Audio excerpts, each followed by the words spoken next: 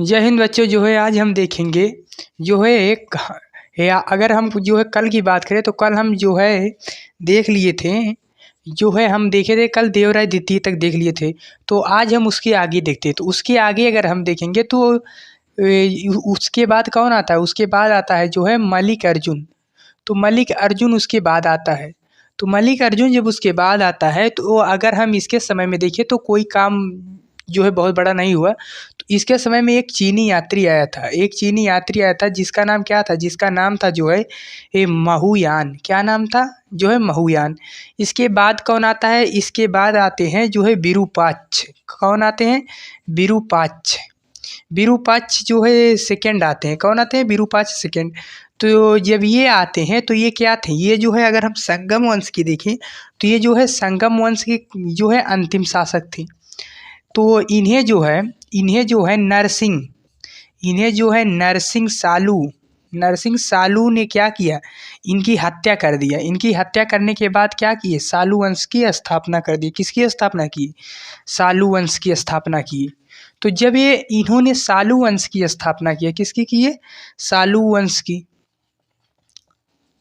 सालू वंश की स्थापना की है। तो सालू वंश की स्थापना की है। तो सालू वंश का जो टाइम पीरियड है वो कब से कब तक है? 1486 से लेके 1505 तक है। तो सालू वंश की अगर हम देखें तो सालू वंश कोई बहुत बड़ी उपलब्धि नहीं ली है। इसके पास कोई उपलब्धियां नहीं थी। इसके पास जब कोई उपलब्धि नहीं है तो कोई बात नहीं है, इसका जो है पढ़ने का औचित्य नहीं है। फिर अगर हम देखें तो इसके समय में ही आप देखोगे जो है पुर्तगाली थे वो जो है भारत आए थे। तो फिर ये इसकी कोई उपलब्धियां नहीं है, कोई कार्य नहीं। तो ये क्या था? कमज़ोर था। तो कमज़ोर था, इसके बाद इसे ख़त्म करके क्या आ गया? तुलु वंश आ गया। क्या आ गया? तुलु वंश आ गया। इसके बाद क्या आ जाता है? तुलु वंश। तो इसके बाद जब तुलु वंश आ जाता है, तुलु वंश, तो तुलु वंश की अगर हम बात करें तो इसका जो टाइम पीरियड है वो 1505 से लेकर चलता है और जो है वह चलता है जो है 1570 तक।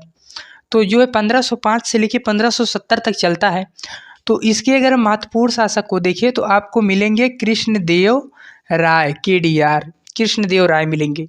तो कृष्णदेव राय का अगर हम टाइम पीरियड देखेंगे तो ये 1505 से लेकर 1529 तक रहे।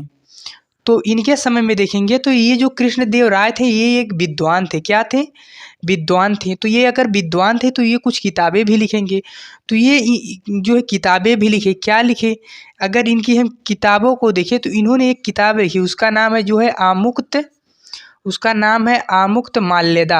आमुक्त माल्यदा की अगर हम बात करें तो यह किस भाषा में है? ये जो है तेलुगु भाषा में। किस भाषा में है?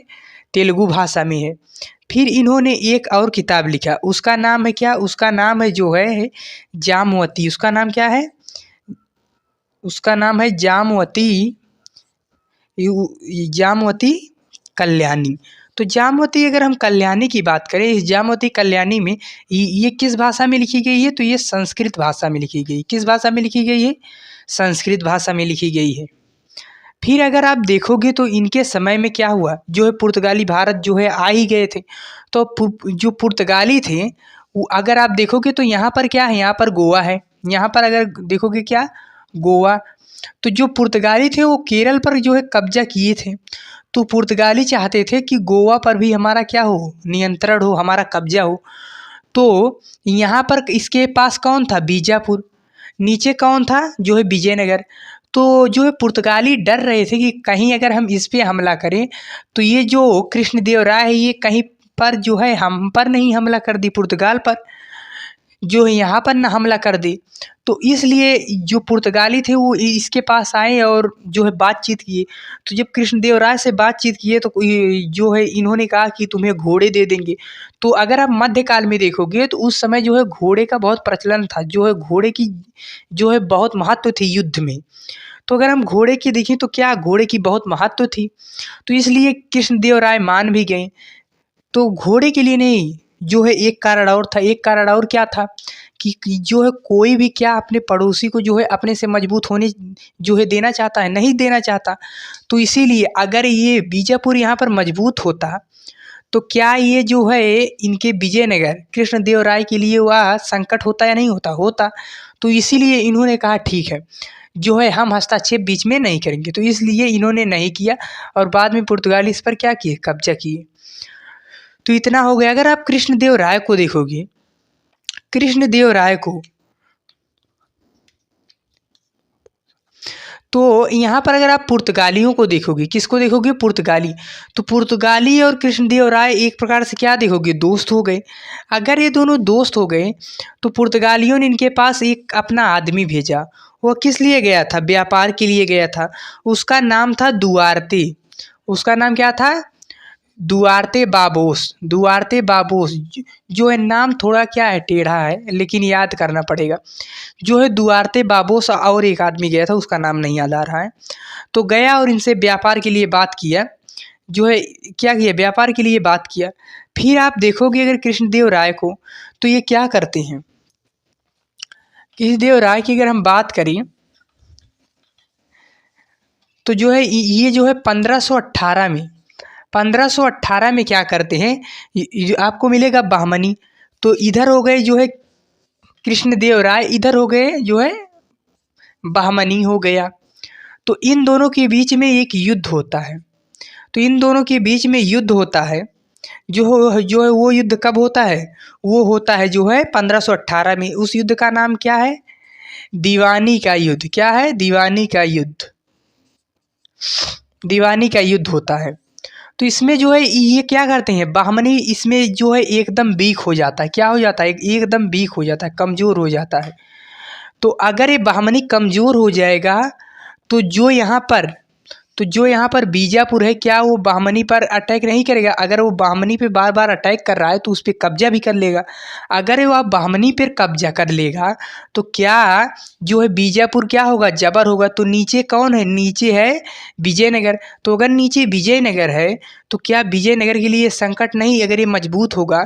तो इसीलिए आप आगे देखोगे 1520 में, 1520 में क्या करते हैं? 1520 में जो कृष्णदेव राय 1518 में बहमनी को हराए थे, यही क्या करेंगे? बहमनी का साथ देंगे। क्यों देंगे? ताकि इस बीजापुर को क्या किया जाए? और कमज़ोर। क्योंकि ये जो वो है बहमनी है, ये बहमनी तो खुद ही वीक हो चुका है। तो इसके साथ मिल के इसको भी क्या किए? वीक की। तो जो है ये जो है 1520 पर किस पे किए? बीजापुर पे। और फिर बीजापुर को क्या किए? बीजापुर को भी जो है इन्होंने क्या किया? हरा दिया। तो इसीलिए ये जो है कृष्णदेव राय एक उपाधि लिए थे। उस उपाधि का नाम है, ये जो है कृष्णदेव राय की उपाधि लिए थे, उस जो है उपाधि का नाम था यवन स्थापना। यवन स्थापनाचार्य। क्या नाम था? यवन स्थापनाचार्य। इन्होंने कृष्णदेव राय की एक उपाधि है। क्या है? यवन स्थापनाचार्य। ये इनकी क्या है? एक उपाधि है।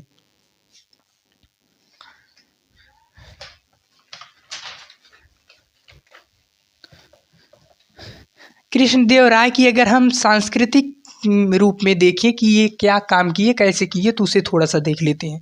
तो कृष्णदेव राय की अगर हम बात करें वैसे, तो जो है आपको मिलेगा हम्पी। तो हम्पी मिलेगा। तो हम्पी इनकी क्या है? इनकी जो है सांस्कृतिक राजधानी है। इनकी क्या है? सांस्कृतिक राजधानी है। तो अगर इनकी सांस्कृतिक राजधानी है हम्पी, इनकी सांस्कृतिक राजधानी क्या है? हम्पी है। तो ये अगर हम कृष्णदेव राय की बात करें, किसकी? कृष्णदेव राय की। तो ये जो कृष्णदेव राय है, इन्होंने क्या बनवाया? विट्ठल स्वामी मंदिर बनवाए। क्या बनवाए? विट्ठल स्वामी मंदिर बनवाए। विट्ठल स्वामी मंदिर का इन्होंने क्या करवाया? निर्माण करवाया। फिर आप देखोगे तो ये क्या करते हैं? नागलपुर की स्थापना करते हैं। किसकी करते हैं? जो है नागलपुर की क्या करते हैं? स्थापना करते हैं। नागलपुर की स्थापना करते हैं। फिर एक आप देखोगे क्या? ये जो है हजारा राम मंदिर बनवाते हैं। क्या बनवाते हैं? हजारा राम मंदिर बनवाते हैं। तो ये किसके बारे में हो गया? ये हो गया कृष्णदेव राय के बारे में।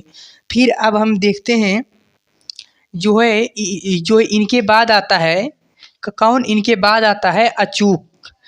ये इनके बाद आता है अच्युत देव राय। क्या ना है? जो है अच्युत देव राय। अच्युत देव राय की अगर हम बात करें,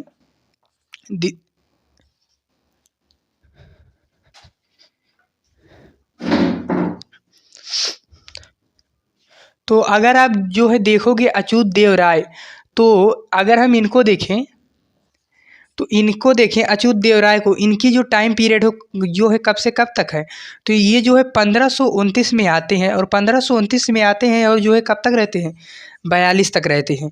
तो ये जो अच्युत देव राय थे ये कोई जो है बहुत काम नहीं करते।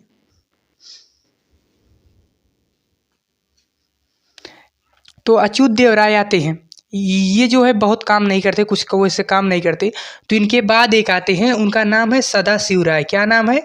सदाशिव राय। सदाशिव राय की बात करें तो अगर हम सदाशिव राय की बात करें तो ये जो है कब आएंगे, ये 1542 में आएंगे, और 1542 में आएंगे और ये 1570 तक रहेंगे। तो ये क्या थे, ये एक कमज़ोर राजा थे, इनको जो है ज़्यादा चीज़ें जो है प्रशासन के बारे में पता नहीं थी।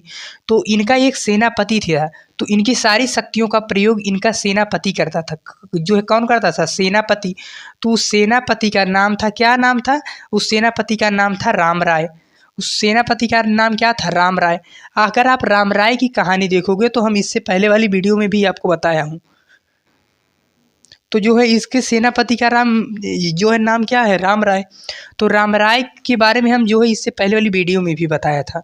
तो राम राय के बारे में इसमें भी थोड़ा देख लीजिए। तो आप अगर देखोगे तो यहाँ पर हो गया बीजापुर, ऊपर देखोगे तो हो जाएगा अहमदनगर, इधर देखोगे तो हो जाएगा आपको गोलकुंडा, यहाँ बीच में आप देखोगे तो आपको मिलेगा बीदर। कौन मिलेगा? बीदर। अगर आप ऊपर यहाँ पर देखोगे तो आपको मिलेगा क्या? बेरार। बेरार मिलेगा। जो है ये हो गया बीजापुर, ये हो गया अहमदनगर, ये हो गया गोलकुंडा, ये हो गया बीदर, ये हो गया बेरार, ये हो गया। और आप नीचे देखोगे तो यहाँ पर क्या होगा? यहाँ पर हो गया आपका विजयनगर। तो ये विजयनगर में कौन था? राम राय। तो ये राम राय क्या करता था? इन सब में क्या कराया करता था? जो है इन सब में झगड़ा जो है लगाया करता था। तो इन सब को क्या करवाया करता था? तो जो है ये जो है इन सबको जो है इन सब में झगड़ा करवाता था।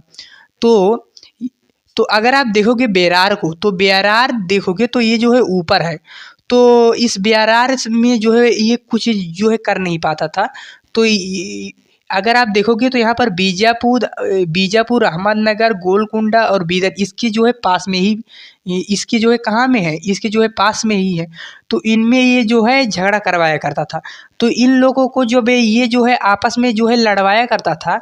तो ये लोग आपस में जो है लड़ते रहते थे। तो जब ये लड़ते रहते थे तो इन लोगों को जो है बाद में लगा, जो है बाद में इन लोगों ने कहा कि जो है मैं आपस में क्यों लड़ रहा हूँ। तो फिर उसमें कोई कह रहा है कि तुमने मुझे ऐसा कहा, जो है राम राय कह रहे थे। फिर इधर गोलकुंडा कह रहा है हाँ हाँ हाँ, जो है तुमने जो है हमें ऐसा कहा, इसलिए जो है राम राय हमसे बता रहे थे। तो इन लोग जब ऐसे से सब सुन रहे हैं तो इन लोग को लगा मतलब क्या कर रहा है राम राय, जो है हम सबको क्या कर रहा है, जो है लड़वा रहा है। तो इन चारों ने ये जो है चारों, इसमें चारों में कौन है? बीजापुर, ये इसमें जो है बीजापुर हो गया, अहमदनगर हो गया, बीदर हो गया, गोलकुंडा हो गया।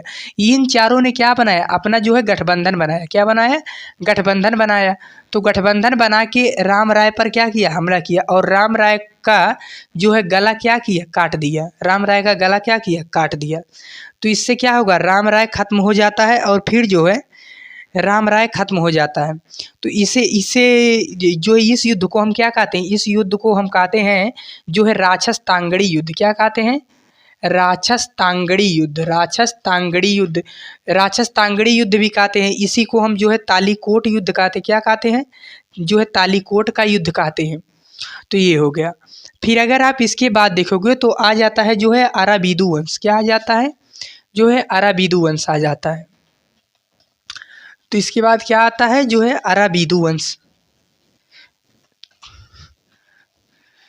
इसके बाद आता है जो है अराबीदु वंश। चल लीजिए महाराज।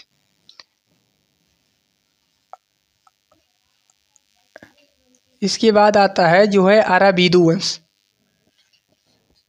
तो अगर आप अराबीदु वंश में देखेंगे, जो है अगर आप जो है अराबीदु वंश को देखेंगे तो जो ये है जो है अराबीदु वंश, इसके संस्थापक कौन थे? इसके अगर हम फाउंडर की बात करें तो वो थे जो है तिरुमाला। कौन थे? जो है तिरुमाला, तिरुमाला देव राय। तिरुमाला देव राय इसके क्या थे? संस्थापक थे। तो फिर अगर हम देखेंगे इसके शासक को, तो इसके जो है शासक आते हैं कौन? श्रीरंगा। कौन आते हैं? श्रीरंगा। श्रीरंगा आते हैं, ये राजा बनते हैं। फिर इसके बाद आते हैं, इसके बाद कौन आते हैं? इसके बाद आते हैं जो है बिंतक। कौन आते हैं? इसके बाद आते हैं बिंतक सेकंड। कौन आते हैं? बिंतक सेकंड। तो ये क्या करते हैं जो है राजधानी बदलते हैं। क्या करते हैं? राजधानी बदलते हैं। राजधानी जो ये राजधानी को कहाँ ले जाते हैं? चंद्रगिरी। चंद्रगिरी ले जाते हैं। चंद्रगिरी ले जाते हैं। फिर इसके बाद कौन आता है? इसके बाद आते हैं श्रीरंगा। श्रीरंगा सेकंड आते हैं। कौन आते हैं? श्रीरंगा सेकंड आते हैं। श्रीरंगा सेकंड इसके क्या थे? जो है अंतिम शासक थे। तो ये हो गया जो है, ये जो है हमने देख लिया विजयनगर के बारे में। अब हम देखते हैं जो है बहमनी के बारे में। तो अगर आप देखोगे तो हमने आपको बहमनी को भी साथ साथ आपको बताता गया हूँ। तो अगर आप बहमनी का देखें, तो अगर आप बहमनी को देखोगे तो बहमनी कब बनता है? जब मोहम्मद बिन तुगलक के समय में क्या बनता है? बहमनी बनता है। तो आपको एक आदमी मिलेगा, उसका नाम है क्या? उसका नाम है जो है अलाउद्दीन, अलाउद्दीन हसन बहमन शाह। तो जो है अलाउद्दीन हसन बहमन शाह क्या करता है? जो है बहमनी साम्राज्य की स्थापना करता है। ये जो है आप सबको क्या है जो है ये बात आप सबको क्या है जो है पता है। तो बहमनी साम्राज्य की स्थापना करती है। तो अगर हम अलाउद्दीन हसन बहमन शाह को देखें तो ये जो इसका पालन पोषण है, इसका पालन पोषण एक जो है गंगू नामक ब्राह्मण ने किया था। क्या किया था? गंगू नामक ब्राह्मण ने किया था। तो अगर गंगू नामक ब्राह्मण ने किया था तो इसी को कहा जाता है कि ब्राह्मण का ही बिगड़ा नाम क्या है? बहमनी। ब्राह्मण को ही क्या कर दिया गया? बहमनी। ब्राह्मण को ही जो है नाम को बदल के क्या कर दिया गया? बहमनी कर दिया गया।